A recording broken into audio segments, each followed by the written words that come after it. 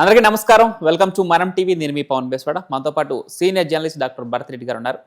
ఆయనతో మాట్లాడే ప్రయత్నం చేద్దాం. సార్ నమస్తే. నమస్తే సార్, తిరుమల తిరుపతి దేవస్థానంలో 100 గోవులు మృతి చెందాయంటూ వైసీపీ పార్టీ పెద్ద ఎత్తున ప్రచారం చేసింది. దానిపైన ఇటు కూటమి ప్రభుత్వంకి అటు వైసీపీ మాజీ ఎమ్మెల్యే బోమన కరుణాకర్ రెడ్డి మధ్య విమర్శలు ప్రతి విమర్శలు జరిగాయి. అయితే కూటమి ప్రభుత్వం మరొక అడుగు ముందుకేసి గోశాలలో ఎలాంటి అవినీతి జరగలేదు, ఎలాంటి గోవులు మృతి చెందలేదు అంటూ వారు ఒక నిరూపించుకునే ప్రయత్నం చేశారు. దాంట్లో భాగంగానే గోశాలని సందర్శిద్దాం రండి అంటూ వారికి పిలుపునివ్వడం జరిగింది.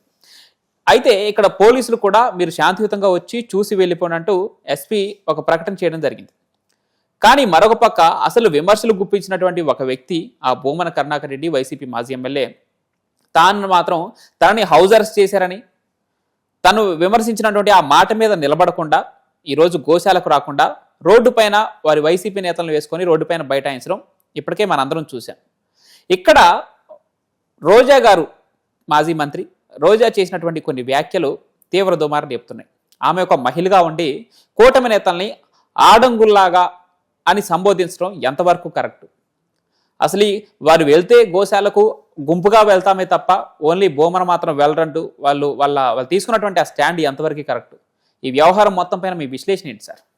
తిరుపతి తిరుమల దేవస్థానం అనేది ఒక పవిత్రమైన క్షేత్రం. ఆ క్షేత్రంలో అసలు రాజకీయాలు ఉండకూడదు. నువ్వేమైనా రాజకీయాలు చేస్తే రాజధాని నగరంలో చేసుకోవాలి, పార్టీల మధ్య.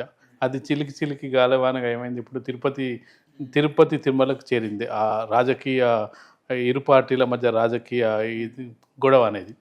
ఇందులో చాలా ట్విస్టులు కనిపిస్తున్నాయి మనకు. గత కొంతకాలంలో తిరుపతి తిరుమల దేవస్థానం దగ్గర చాలా అంటే రాజకీయ దుమారం రేగుతూనే ఉంది.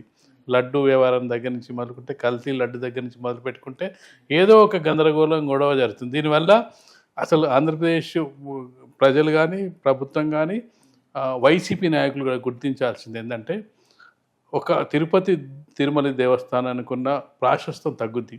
ఏపీకి ఉన్న బ్రాండ్ ఏంటంటే తిరుపతి తిరుమల దేవస్థానం.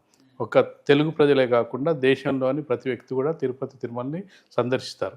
రాష్ట్రపతి మొదలుకొని వివిధ రాష్ట్రాల మంత్రుల వరకు అందరు సందర్శిస్తారు. అంటే దానికి అంత బ్రాండ్ ఇమేజ్ ఉంది. ఇక అక్కడ పోయి రచ్చ చేయడం వల్ల దాని బ్రాండ్ ఇమేజ్ తగ్గుద్ది. ఇక్కడ వైసీపీ కూటమి ప్రభుత్వం అధికారంలో దగ్గరకు వచ్చినా కూడా వాళ్ళ హయాంలో వాళ్ళు తిరుపతిలో ఎటువంటి అవినీతి చేశారో అది కూడా కూటమి ప్రభుత్వం కొనసాగిస్తుందని భావిస్తున్నారో ఏంటో తెలియదు. కానీ తిరుపతిని టార్గెట్ చేస్తూ విమర్శలు గుప్పించడం జరుగుతుంది.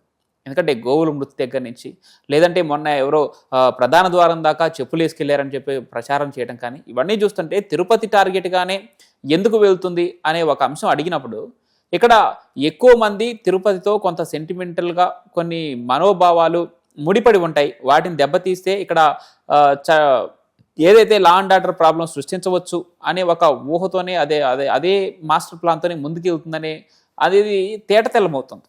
ఈరోజు ఘటన చూస్తే మనకు లా అండ్ ఆర్డర్ సమస్య సృష్టించాలనే ఉద్దేశంతో వైసీపీ నాయకులు వచ్చినట్టుగా కనిపిస్తుంది. ఎందుకంటే ఆరోపణ చేయడం జరిగింది, 100 గోవులు మృతి చెందాయని చెప్పి టీటీడీ మాజీ చైర్మన్ కరుణాకర్ రెడ్డి. అసలు టీటీడీ మాజీ చైర్మన్ ఇవ్వడమే తప్పనేది అప్పట్లో ఆరోపణలు రావడం జరిగింది. ఎందుకంటే అతను ఒక క్రిస్టియను, నాస్తికవాది, దేవుడు అంటే నమ్మకం లేని వ్యక్తి, రాడికల్ మూమెంట్ వ్యవస్థాపకులు, ఇన్ని ఉన్న అతనికి అసలు ఒక టీటీడీ చైర్మన్ పదవి ఎలా ఇచ్చి 2 సార్లు ఇవ్వడం జరిగింది. రాజశేఖర రెడ్డి హయాంలో ఇచ్చినప్పుడే అది పెద్ద విమర్శలకు దారితీసింది. అయినప్పటికీ మళ్ళీ జగన్మోహన్ రెడ్డి దానికి మళ్ళీ 2వ సారి ఇవ్వడం జరిగింది. అది అతను తీసుకోవడమే తప్పు, వీళ్ళు ఇవ్వడమే తప్పు. ఈలోపు ఈ జరిగిన సంఘటనలు ఈరోజు పూర్తిగా ఏంటంటే ఒక వైసీపీ అనేది రాజకీయ ప్రయోజనాలకు వాడుకోవడానికి కనిపిస్తుంది. సరే, వాళ్ళు వచ్చిర్రు, ధర్నా చేసిర్రు, వాళ్ళు అరెస్టు, పోలీసులు రక్షణ కనిపిస్తలేదు అన్న సందర్భంగా రోజా మాజీ మంత్రి ఇన్వాల్వ్ అవ్వాల్సిన అవసరం లేదు. ఎందుకంటే కరుణాకర్ రెడ్డి ఆరోపణలు చేసిండు, కరుణాకర్ రెడ్డి వెళ్ళి చూస్తా అని చెప్పిండు. రోజాకి సంబంధం లేని విషయం. అంటే రోజా ఈ కేసులో ఈ సంబంధం లేదు. సరే, ఒక వైసీపీ నాయకురాలుగా కరుణాకర్ రెడ్డికి మద్దతుగా వచ్చిన రోజా మాజీ మంత్రి, ఒక గౌరవప్రదమైన మంత్రిగా పనిచేసిన వ్యక్తి. సరే, గతంలో కూడా ఆమె కొంత బూతులు మాట్లాడినట్టుగా అసెంబ్లీలో రికార్డ్ అవ్వడం జరిగింది. అప్పుడున్న స్పీకర్ ఆమెను సస్పెండ్ చేయడం జరిగింది, కోర్టు ద్వారా మళ్ళీ బయటికి రావడం జరిగింది. ఈరోజు మరి అంటే మహిళలను జనరల్గా ఇలాంటి పదాలు మాట్లాడినప్పుడు అదే పురుషులు మాట్లాడుంటే ఇప్పటికల్లా మహిళల్లో పెద్ద చర్చ జరిగి ఆ పురుషులు ఆ వ్యక్తి మీద ఇప్పటికల్లా 100 కేసులు బుక్ అయి ఉండేవి. అలాంటి పదాన్ని ఆమె మాట్లాడింది. ఎందుకంటే ఆడవాళ్ళు తక్కువనా అనే ఇప్పుడు ఆమె ఒక మహిళ ఉండి మహిళకు గౌరవం పెంచే విధంగా ఉండాలి.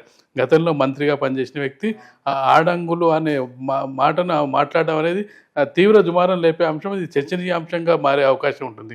కాబట్టి మగవాళ్ళు మాట్లాడితేనే దాన్ని ఖండిస్తున్న సందర్భంలో ఆడవాళ్ళు మాట్లాడడం అనేది రోజా స్థాయికి తగది. ఆమె ఒక సినిమా రోల్ మోడల్గా సినిమాల్లో చేసిన ఒక మహిళగా ఒక రోల్ మోడల్గా 2 రంగాలకు సంబంధించిన వ్యక్తి. ఒక సినిమాలు అనేది ప్రభావితం చేసే అంశమే, రాజకీయాలు కూడా ప్రభావితం చేసే అంశం ప్రజల్ని. రెండిట్లలోనూ నువ్వు స్టార్గా ఎదిగిన నువ్వు ఈరోజు అలాంటి మాట మాట్లాడుతున్నావు అంటే మహిళలు ఏ విధంగా నిన్ను గౌరవిస్తారనేది కూడా రోజు ఆలోచించాల్సిన అవసరం ఉంది. ఇక మరో పక్క భూమన కరుణాకర్ రెడ్డి ఆయనే విమర్శ స్టార్ట్ చేశాడు. గోశాలలో ఇలా 100 ఆవులు 3 నెలల్లో మృతి చెంది అని చెప్పు ప్రారంభించింది అతను. ఫోటోలని సోషల్ మీడియాలో విస్తృతంగా ప్రచారం చేసింది వారి వైసీపీ సోషల్ మీడియా వింగ్.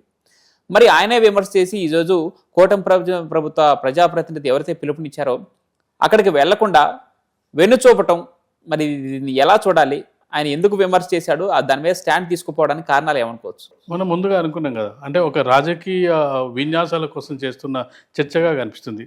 నువ్వు నిజంగానే జెన్యున్గా 100 గోవులు చనిపోయాయని చెప్పి ఆరోపణ చేసినప్పుడు ఆరోపణలు రుజువు చేయడానికి నువ్వు ప్రయత్నం చేయాలి. నేను 1000 మందితో పోతా, 2000 మందితో పోతా అంటే అక్కడ ఒక పుణ్యక్షేత్రం నువ్వు ఇంతమందికి ఎలా పోతావు? ఒక 4-5 10 మందో నీకు ఆ లిమిటెడ్ ప్రకారం పోలీసుల అనుమతి ప్రకారం నువ్వు చాలా చోట్లకు పోలీసులు ఎంతమంది అనుమతిస్తేనే అంతమంది వెళ్తున్న సందర్భంలో అసలు మనకు తిరుమల దేవస్థానంలో విఐపీలకే ఆ పాస్లు ఉంటేనే వెళ్ళే పరిస్థితి ఉంటుంది. ఈవెన్ అక్కడ పోలీసులు చెప్పడం జరిగింది కదా, అంటే గన్మెన్లతో రండి, మేము ఎలో చేస్తాం మిమ్మల్ని. ఆ తర్వాత అంటే సందర్శించిన తర్వాత బయటకు వచ్చి మీడియాతో కూడా శాంతి భద్రతలను రెచ్చగొట్టే విధంగా కాకుండా ప్రశాంతంగా మాట్లాడి వెళ్ళిపోతే అంతవరకు ఓకే అని చెప్పి పోలీసులు సూచించడం జరిగింది.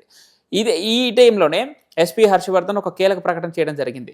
అక్కడ భూమన కరుణాకర్ రెడ్డిని మేము హౌస్ అరెస్ట్ చేయలేదు అని పబ్లిక్గా మీడియాకు ప్రకటించిన తర్వాత అక్కడ ఆయన నన్ను హౌస్ అరెస్ట్ చేశారు, నేను రాలేకపోతున్నాను, ఇది ప్రభుత్వ కుట్ర అంటూ విమర్శిస్తున్నారు. హౌస్ అరెస్ట్ చేసినట్టు రోడ్డు మీదకి వచ్చి పడుకొని ధర్నా చేయడం. హౌస్ అరెస్ట్ చేస్తే లోపలనే ఉంటాడు, బయటికి రాడు కదా. ఇది కేవలం ఏం కనిపిస్తుంది అంటే ఖచ్చితంగా కూడా అదొక రాజకీయం చేయడానికి పూనుకున్నారు. రాజకీయం చేయాలంటే ఏం చేయాలంటే సాఫీగా వెళ్ళి వస్తే ఎవరు గుర్తించారు. అంటే వాళ్ళు చెప్పిన ప్రకారం యాజగురిలో 10 మంది తీసుకెళ్ళి అక్కడికి వెళ్ళి వచ్చిన తర్వాత ఇప్పుడు మనం అసెంబ్లీలో చూస్తుంటాం, ఏదైనా గొడవ అయితేనే దానికి మీడియా కవర్ చేస్తుంది. మామూలుగా వాడు చాలా బాగా స్పీచ్ ఇచ్చిందనుకో ఎవరు పట్టించుకోరు. ఇప్పుడు వీళ్ళు వెళ్ళి అక్కడికి వెళ్ళి మామూలుగా ప్రశాంతంగా వచ్చి ఏం జరిగిందో చెప్పాలి. అక్కడ ఇన్ని రోజులు ఏంటంటే చూడకుండా ఆరోపణలు చేసిండు. అంత 100 గోవులు చనిపోయాడని చెప్పి ఆరోపణలు చేసిండు. నిజంగానే 100 గోవులు చనిపోయింది అనుకో, అంతకంటే పెద్ద ఇష్యూ వాళ్ళకు ఉండదు. ఎందుకంటే 100 గోవులు చనిపోవడం మామూలు విషయం కాదు. అంతకంటే ఒకవేళ అక్కడికి వెళ్ళిన తర్వాత 100 గోవులు చనిపోయే ఆనవాళ్ళు లేవనుకో, బయటకు వచ్చి ఏం చెప్పాలి? ప్రెస్ మీట్ పెట్టి ఇదొక సంశయం ఉంటుంది. అసలు దీన్ని ఇక్కడనే క్లోజ్ చేసి ఏదో ఆరోపణలు చేసినా అయిపోయింది, ఎక్కడితో క్లోజ్ చేస్తే అయిపోతుంది, దీన్ని శాంతి భద్రతల అంశంగా తీసుకొస్తే అయిపోద్ది అని చెప్పి ఇంతమంది 1000-2000 మందితోటి శాంతి భద్రతల అంశంగా తీసుకొచ్చినట్టయితే అది డైవర్ట్ అయిపోద్ది. అంటే ప్రతి విమర్శలు వచ్చినట్టయితే ఆ అంశం మరుగున పడిపోయే అవకాశం ఉందనేది రాజకీయ విన్యాసంగా చూడాలి దీన్ని. రైట్. Thank you sir.